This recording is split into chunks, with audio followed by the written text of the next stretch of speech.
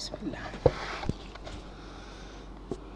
باب جبریل علیہ السلام کا نبی کریم صلی اللہ علیہ وسلم سے ایمان، اسلام، احسان اور قیامت کے علم کے بارے میں پوچھنا اور اس کے جواب میں نبی کریم صلی اللہ علیہ وسلم کا بیان فرمانا۔ پھر آخر میں آپ صلی اللہ علیہ وسلم نے فرمایا کہ یہ جبرائیل علیہ السلام تھے جو تم کو دین کی تعلیم دینے آئے تھے۔ یہاں آپ نے ان تمام باتوں کو یعنی جو جبریل علیہ السلام کے سامنے بیان کی گئی تھیں دین ہی قرار دیا، اور ان باتوں کے بیان میں جو نبی کریم صلی اللہ علیہ وسلم نے ایمان سے متعلق عبد قیس کے وفد کے سامنے بیان فرمائی تھی، اور اللہ پاک کے اس ارشاد کی تفصیل میں کہ جو کوئی اسلام کے علاوہ کوئی دوسرا دین اختیار کرے گا وہ ہرگز قبول نہ کیا جائے گا۔ حدیث نمبر 50۔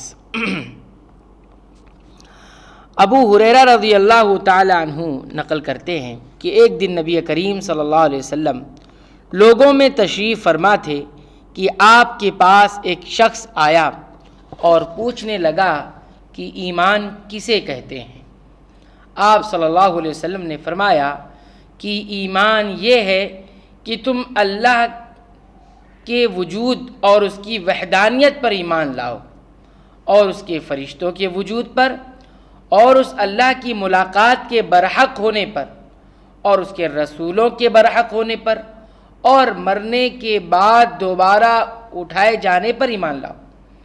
پھر اس نے پوچھا کہ اسلام کیا ہے؟ آپ صلی اللہ علیہ وسلم نے پھر جواب دیا کہ اسلام یہ ہے کہ تم خالص اللہ کی عبادت کرو، اس کے ساتھ کسی کو شریک نہ بناؤ، اور نماز قائم کرو، اور زکوٰۃ فرض ادا کرو، اور رمضان کے روزے رکھو۔ پھر اس نے احسان کے متعلق پوچھا۔ آپ صلی اللہ علیہ وسلم نے فرمایا احسان یہ ہے کہ تم اللہ کی عبادت اس طرح کرو گویا تم اسے دیکھ رہے ہو۔ اگر یہ درجہ نہ حاصل ہو تو پھر یہ تو سمجھو کہ وہ تم کو دیکھ رہا ہے۔ پھر اس نے پوچھا کہ قیامت کب آئے گی؟ آپ صلی اللہ علیہ وسلم نے فرمایا کہ اس کے بارے میں جواب دینے والا پوچھنے والے سے کچھ زیادہ نہیں جانتا، البتہ میں تمہیں اس کی نشانیاں بتلا سکتا ہوں۔ وہ یہ ہے کہ جب لونڈی اپنے آقا کو جنے گی، اور جب سیاہ اونٹوں کے چرانے والے یعنی دیہاتی لوگ ترقی کرتے کرتے مکانات کی تعمیر میں ایک دوسرے سے بازی لے جانے کی کوشش کریں گے۔ یاد رکھو قیامت کا علم ان 5 چیزوں میں ہے جن کو اللہ کے سوا کوئی نہیں جانتا۔ پھر آپ نے یہ آیت پڑھی کہ اللہ ہی کو قیامت کا علم ہے کہ وہ کب ہوگی، آخر آیت تک۔ پھر وہ پوچھنے والا پیٹ پھیر کر جانے لگا۔ آپ صلی اللہ علیہ وسلم نے فرمایا کہ اسے واپس بلا کر لاؤ۔ لوگ دوڑ پڑے مگر وہ کہیں نظر نہیں آیا۔ آپ صلی اللہ علیہ وسلم نے فرمایا کہ وہ جبرائیل تھے جو لوگوں کو ان کا دین سکھانے آئے تھے۔ ابو عبداللہ یعنی امام بخاری رحمہ اللہ فرماتے ہیں کہ نبی کریم صلی اللہ علیہ وسلم نے ان تمام باتوں کو ایمان ہی قرار دیا ہے۔ باب حدیث نمبر 51۔ ابو سفیان بن حرب کہتے ہیں کہ ہرقل روم کے بادشاہ نے ان سے کہا میں نے تم سے پوچھا تھا کہ اس رسول کے ماننے والے بڑھ رہے ہیں یا گھٹ رہے ہیں؟ تو نے جواب میں بتلایا تھا کہ وہ بڑھ رہے ہیں۔ ٹھیک ہے، ایمان کا یہی حال رہتا ہے یہاں تک کہ وہ پورا ہو جائے۔ اور میں نے آپ سے پوچھا تھا کہ کوئی اس کے دین میں آ کر پھر اس کو برا جان کر پھر جاتا ہے؟ آپ نے کہا نہیں، اور ایمان کا یہی حال ہے، جب اس کی خوشی دل میں سما جاتی ہے تو پھر اس کو کوئی برا نہیں سمجھتا۔ باب اس شخص کی فضیلت کے بیان میں جو اپنا دین قائم رکھنے کے لیے گناہ سے بچ گیا۔ حدیث نمبر 52۔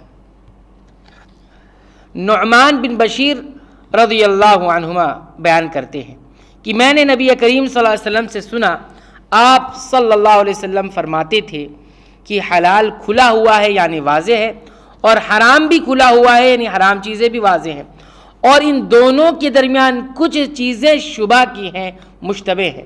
جن کو بہت لوگ نہیں جانتے کہ یہ حلال ہے یا حرام ہے۔ پھر